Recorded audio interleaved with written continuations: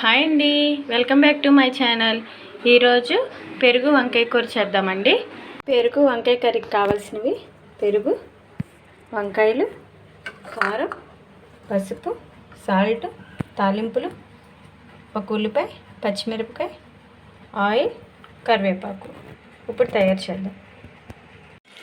నేను ఒక బాండి తీసుకున్నానండి. అందులో ఆయిల్ పోసాను, తాలింపులు వేసాను, వెల్లుల్లి, కరివేపాకు కూడా వేసానండి.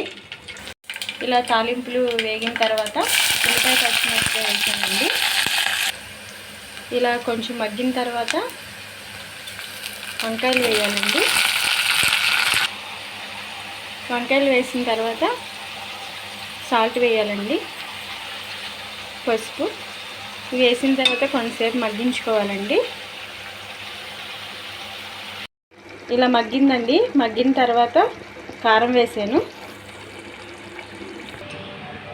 ఇలా కూర అనేది రెడీ అయిపోయిందండి. ఇప్పుడు దీనిలో పెరుగు వేసుకోవాలి. స్టవ్ ఆఫ్ చేసేసి కిందకి పెట్టుకున్నానండి.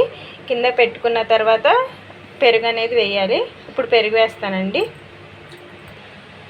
ఇలా పెరుగు వంకాయ కూర అనేది రెడీ అయిపోయింది ఫ్రెండ్స్. ఇలా మరిన్ని వీడియోస్ కోసం నా ఛానల్ని ఫాలో అవ్వండి. లైక్ చేయండి, షేర్ చేయండి, సబ్స్క్రైబ్ చేయండి. Thank you.